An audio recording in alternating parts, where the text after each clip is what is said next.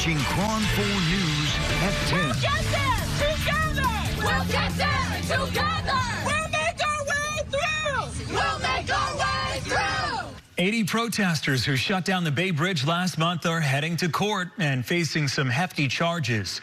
False imprisonment, refusing to comply, and unlawful assembly. Good evening and thank you for joining us for KRON 4 News at 10. I'm Dan Thorne. San Francisco's district attorney announcing the charges against 80 people who took over the bridge, hoping to bring attention to the war in Gaza. The district attorney not making light of the demonstration with these charges, but some legal experts are calling them unexpected and even extreme. KRON 4's Amanda Harry joining us in studio now with reaction. Amanda. The severity of the charges was surprising to everyone I spoke to, but they also both agreed that they don't think these charges will stop people from exercising their right to protest. All he has to do is call her a ceasefire. 1 month after protesters shut down the Bay Bridge during the Asian Pacific Economic Cooperation Summit, San Francisco District Attorney Brooke Jenkins has filed charges. The DA's office is being extremely aggressive relative to these protest prosecutions. Former prosecutor Stephen Clark says some of the charges were unexpected. The complete list of charges are false imprisonment, refusing to comply with a peace officer, unlawful public assembly, refusing to disperse, and obstruction of a place open to the public.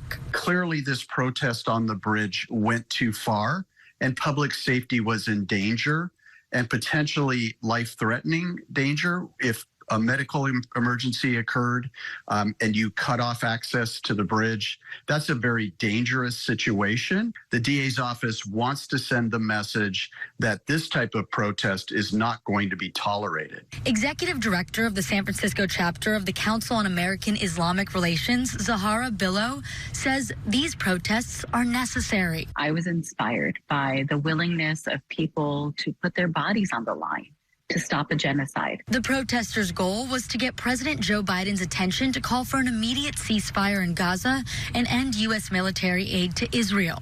These protesters did the most American thing to do: engage in protest during a crisis. Clark says it will be difficult to prosecute these cases because of just how many people are involved and the chaotic nature of the situation.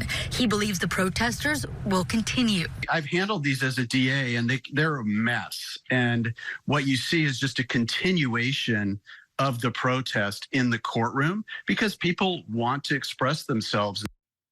All the people who were cited and released will have court appearances in San Francisco Superior Court next week. Arraignments will be happening every day. In the studio, Amanda Harry, KRON 4 News. Amanda.